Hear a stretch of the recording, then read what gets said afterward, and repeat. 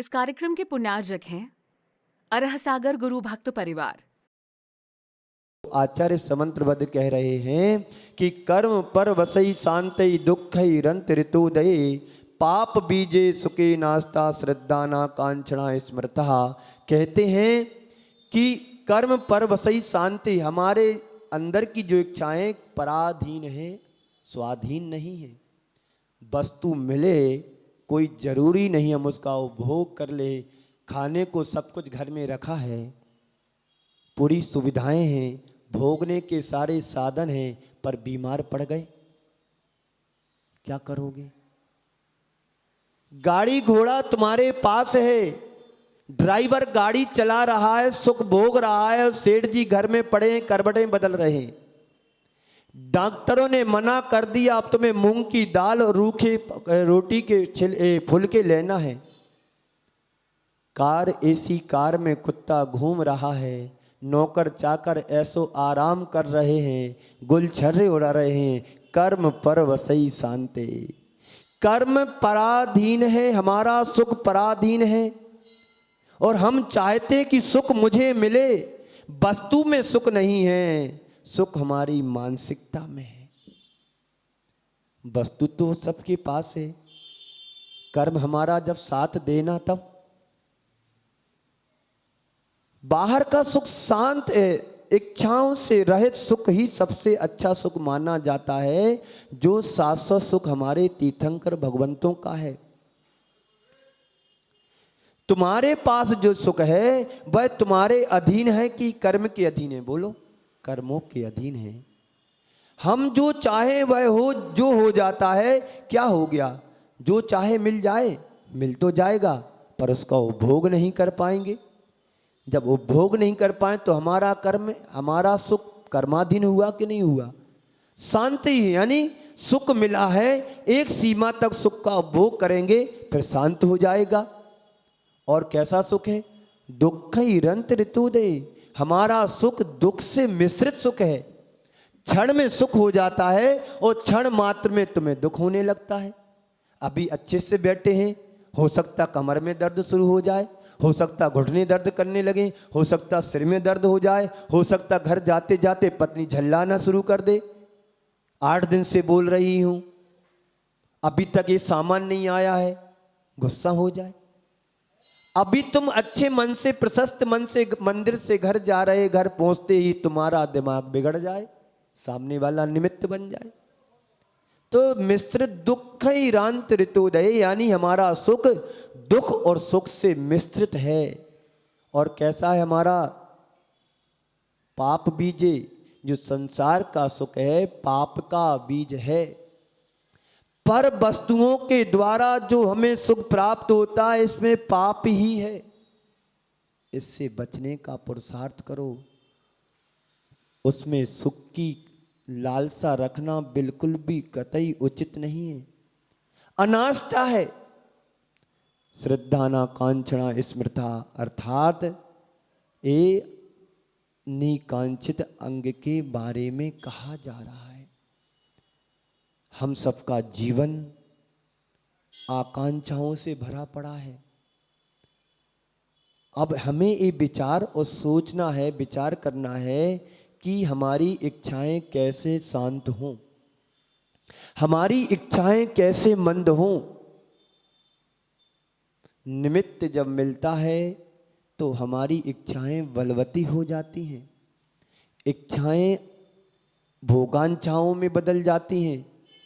और जब हमारी इच्छाएं पूर्ति नहीं होती है और हमारा प्रयास इतना होता है, प्रयास करते करते थक जाते हैं, वही भोगांछा दुराकांक्षा का रूप ले लेती है। अब क्या करें? करना कुछ नहीं है, बस धर्म की शरण में जाना है, धर्मायतन की ओर बढ़ना है। हमने अभी तक अपना जीवन इच्छाओं के साथ गुजार दिया है, इच्छाओं के साथ जीवन को आगे बढ़ाया है, पर संत कहते हैं यदि तुम्हारी इच्छाएं इसी तरह की बलवती बनी रहेंगी तो तुम अपनी आत्मा का कल्याण कब करोगे? और आत्मा का कल्याण करने का पुरुषार्थ नहीं किया तो समझ लेना जीवन का भी कोई भरोसा नहीं है।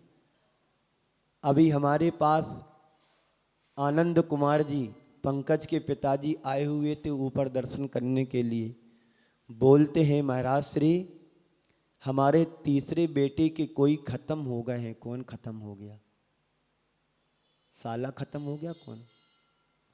तो मैंने उनसे यही कहा संसार की परिणति देख लो, एक पल का भी भरोसा नहीं है।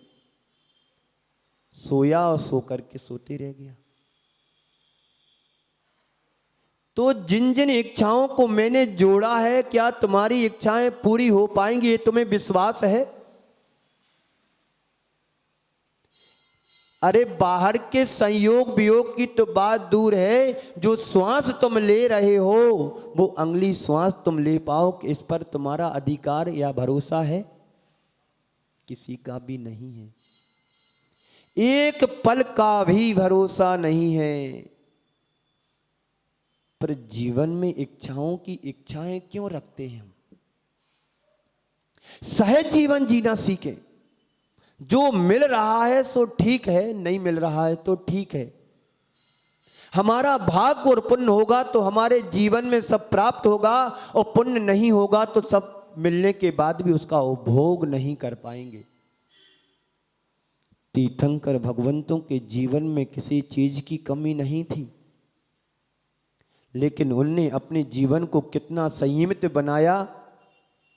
और संयमित क्या बनाया? सारे के सारे वैभव को छोड़ करके, लात मार करके, संसार से मुख मोड़ करके वीतरागता के मार्ग पर चल बसे।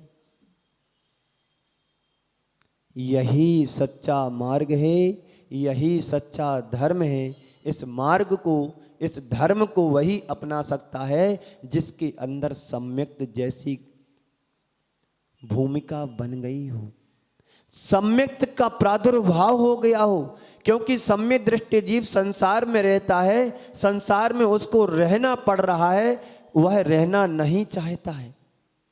भोगों को भोगता है, वैसे भोगता है, उसको भोगना पड़ रहा है, भोग नहीं रहा है। उदासीन प्रवृत्ति से भोग रहा है, इच्छाओं को भरकर, इच्छाओं से भरकर के नहीं भोग रहा है। ठीक है, मेरा जीवन संसार अवस्था में है, मैंने संसार को बसाया है, पर बसाना ही मेरी नियति नहीं है। इससे ऊपर उठ कर के अपने जीवन को जीना है, इच्छातीत जीवन बनाना है, तभी हम अपने जीवन को आगे बढ़ा पाएंगे। हम सभी बड़े भाग्यशाली पुण्यशाली हैं कि आज इस पंचम काल में साक्षात तीर्थंकर भगवंत तो नहीं मिले, लेकिन उनके मार्ग पर बढ़ने वाले, उनके मार्ग को आगे बढ़ाने वाले आचार्य परमेष्टियों के शासन काल में तो हमारा कम से कम जन्म हुआ। ये बड़ा पुण्य मान कर के चलना कि हमें कम से कम तीर्थंकर भगवंतों के जीवन में जन्म लेने का अवसर मिला कि नहीं मिला पता नहीं है, लेकिन मुझे आचार्य भगवंतों के, आचार्य परमेष्टि के शासन काल में जन्म लेने का अवसर मिला है, और उनके साथ हमें धर्म धारण करने की प्रेरणा भी मिल रही है। ये बड़ा हमारा पुण्य का, सौभाग्य का उदय है। कम से कम हमारा ये उदय तो रहा है कि धर्म ध्यान करने का मौका तो मिल रहा है। कहीं हमारा छठवें काल में जन्म होता तो ये धर्म ध्यान करने का अवसर भी नहीं मिलता है। भाग्यशाली की नहीं बोलो। और सम्यक दर्शन यदि हमारे अंदर हो गया तो समझ लेना कि तुम छठवें काल में जन्म नहीं ले पाओगे, स्वर्गों में रहोगे, स्वर्गों के सुख भोगोगे। और यदि सम्यक को प्राप्त नहीं किया तो पता नहीं जन्म कहाँ होगा। छठवें काल में हुआ तो कुछ भी नहीं मिलने वाला है।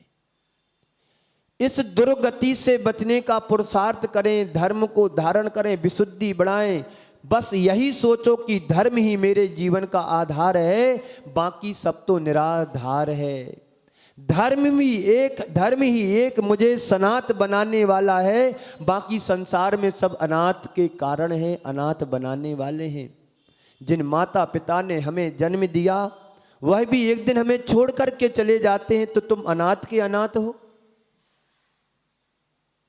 बात समझ में आ रही है कितने माता पिताओं को छोड़ करके हम आए, गिनती है कुछ? अनंत काल हमारा बीत गया जब से, कहते हैं बीज से वृक्ष बनता है और वृक्ष से बीज बनता है, पर ये बताओ बीज कहां से आया? बोलो, बात समझ में आई? बीज से ही पौधा उगेगा ना, और पौधा से वृक्ष बनेगा, है ना? तो वृक्ष से फिर क्या बनेगा? बीज बनेगा। तो फिर ये बताओ कि बीज बना कहां से? बीज होगा तो वृक्ष बनेगा, वृक्ष होगा तो बीज होगा। एक दिन मैंने कहा था, बेटा बाप को जन्म देता है कि बाप बेटे को जन्म देते हैं? बोलो, दोनों एक समयवर्ती चीजें हैं। जिस क्षण आश्रय हुआ उसी क्षण बंद होता है। जिस समय आश्रय होता है उसी समय बंद होता है। जिस समय बेटे का जन्म होता है उसी समय बाप का जन्म होता है, और जिस समय बाप का जन्म हुआ उसी समय बेटे का जन्म हुआ। दोनों एक समयवर्ती पर्याय हैं। पर बीज से वृक्ष तक की यात्रा हम सबकी निरंतर चल रही है। इस अनंत की यात्रा में हम सब यात्री बनकर के चल रहे हैं। यह यात्रा अनंत की है। अब इस यात्रा का अंत होना चाहिए। तो अंत तभी होगा जब तुम सम्यक दर्शन को प्रकट करोगे, उत्पन्न करोगे।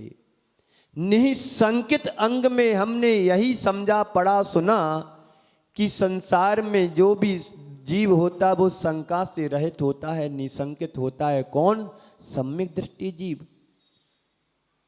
और जो सम्यक दृष्टि जीव नहीं है वो तो उसकी शंकाएं तो जैसे लहरें उठती हैं मिटती हैं, ऐसे ही व्यक्ति के जीवन में शंकाएं होती हैं, समाप्त होती हैं, उत्पन्न होती, समाप्त होती, उत्पन्न होती, चलता रहता है। ऐसे ही इच्छाएं हैं। यदि तुम इच्छाओं से सहित हैं, इच्छाएं तुम्हारे जीवन में प्रबल हैं, तो समझ लेना कि अभी हम सम्यक दृष्टि की भूमिका में नहीं हैं।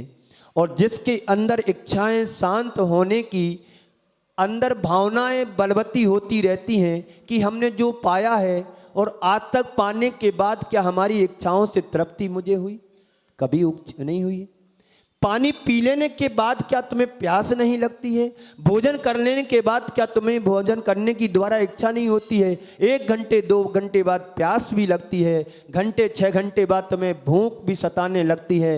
यही तुम्हारे संसार का कारण है। एक इच्छा पूरी होती नहीं है। सुबह का भोजन तैयार हुआ नहीं, खाने की इच्छा हो जाती है। जैसे तैसे भोजन पचता है, शाम ढलने को होती फिर तुम्हारी तैयारियां शुरू हो जाती हैं किचन की, चौके की, लाओ फिर भोजन लाओ। ये तो अनादि का चक्र है। आज मनुष्य बने हैं तो व्यवस्थाएं थोड़ी सुदृढ़ बनी हुई हैं। त्रियंच गति में जाओ तो 24 घंटे खाने के सिवाय और कुछ नहीं है। गाय बैल को देखा होगा तुमने चरते हुए, सुबह से शाम हो जाती, खाता रहता तो वहीं बैठ जाता, वहीं गंदगी कर देता है, उठता है तो फिर चालू कर देता है। ऐसा तो हम लोगों ने अनंतों बार कर लिया। नरकों की दुर्दशा को देखें कि जहां पर 3 लोग का नाज खा लें फिर भी एक दाना भी देखने को नहीं मिलता, सूंघने को नहीं मिलता है। समुद्र का पानी भी पी लें फिर भी एक बूंद जल भी वहां नहीं मिलता है। तो अनंत काल से यही मनुष्य त्रियंच, देव और नरक आदि गतियों के दुखों को भोगता रहा। कभी इच्छाएं पूरी हुई? बिल्कुल भी नहीं हुई। पर सम्यक दृष्टि की इच्छा सीमित हो जाती है, भोगांक्षाएं समाप्त हो जाती हैं, दुराकांक्षा नहीं बन पाती है, निकांक्षित अंग में परिवर्तित हो जाता है। हम सभी निकांक्षित धर्म का पालन करें जिससे हमारी आत्मा का कल्याण हो। समय आपका हो रहा है, जैसा कि कल बताया गया था, अभी भी सुबह बोला था कि आज की जो हमारी सेकंड टाइम की चर्या है वो दूसरे सकरपुर में वहाँ जाएंगे। वहाँ जाकर के 3-4 बजे तक वापस आ जाएंगे। पुनः यहाँ शाम का स्वाध्याय जो 6 ढाला का चल रहा है, आज दूसरी ढाल पूरी हो जाएगी। हो सकता तीसरी ढाल को प्रारंभ कर दूं समय के अनुसार, क्योंकि दिन अब छोटे होने लगे हैं, सर्दी का समय यहाँ पर आ गया है। 6 बजे अंधेरा होने लगा है। आपको जो 6:30 का समय दिया है, 6:30 का समय तो मैंने स्थापना के समय ही लिखा दिया था, 6:30 से 7:30 का। लेकिन आप लोगों की व्यस्तताएं रहती हैं, हम भी समझते हैं, घर गृहस्थी है, कहना सरल है और को क्रियान्वित करना कठिन होता है। तो आप लोग सभी शाम को जो समय 6:30 का है उसी समय आने की कोशिश करें, और आते भी हैं, बहुत सारे लोग आते हैं। जो नहीं आ रहे उनको आकर के लाभ लेना है। धर्म का लाभ लेंगे तो जीवन में धर्म के संस्कार बने रहेंगे। कभी ना कभी तुम भूल भी जाओ, भटक भी जाओगे, तो धर्म के संस्कार रहेंगे तो किसी ना किसी भाव में वो जाति स्मरण होकर के उदय में आकर के तुम्हें धर्म के मार्ग पर पुनः लगा देंगे। और यदि धर्म के संस्कार नहीं पड़े, नहीं बने तुम्हारे जीवन में, तो भटकना तो निश्चित है ही। ये मनुष्य जीवन में जैन को मिलना कोई बड़ी बात नहीं। नॉन जैन अजैन भी धर्म का पालन कर लेते हैं। मेरे संपर्क में क्या, हम जैसे साधुओं के संपर्क में बहुत अजैन बंधु रहते हैं, बड़े बड़े पद पर रहते हैं, नेता लोग भी रहते हैं, वो विशुद्ध जैन धर्म का पालन करने लगते हैं। क्यों? किसी ना किसी भाव में वो जैनी बने होंगे, और जैनी बने होंगे तो आज उनके संस्कार उदय में आ गए, इसलिए तो वो गुरु चरणों से जुड़ जाते हैं। एक कुलपति महोदय थे, डॉक्टर हरि सिंह सर, गौर विश्वविद्यालय सागर के कुलपति महोदय जी। वो जात के क्षत्रिय हैं, ठाकुर हैं।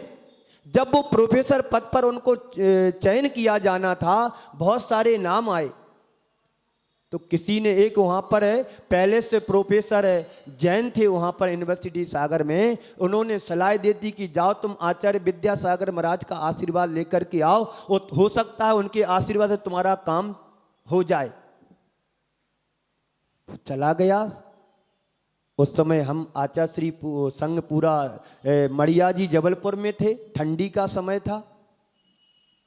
गए और वो व्यक्ति स्वयं साथ में गए और आचार्य जी से आशीर्वाद दिलवाया। आचार्य जी ने ओम शांति पूरी बात सुनी और आचार्य जी ने उनको शाकाहारी बनने का आशीर्वाद दिया। और जैसे ही वो अपने सागर वापस आए और उनका चयन हो गया। एक गुरुदेव आचार्य श्री का आशीर्वाद की वो व्यक्ति कुलपति पद पर नियुक्त हो गए, और जिस दिन से वो कुलपति पद पर बने, जिस उसमें हॉल में मीटिंग होती थी, सारे प्रोफेसर बैठ कर के वहाँ पर मीटिंग करते थे, तो किसी न किसी मीटिंग में झगड़ा तो होता ही होता था। लेकिन उन्होंने आचार्य गुरुदेव की बहुत बड़ी तस्वीर पूरे हॉल में लगाई, और उस हॉल में आज तक कोई झगड़ा मीटिंग में नहीं हुआ। ये उनको कुलपति जी के महोदय के विचार थे। इस कार्यक्रम के पुण्यार्चक थे अरहसागर गुरु भक्त परिवार।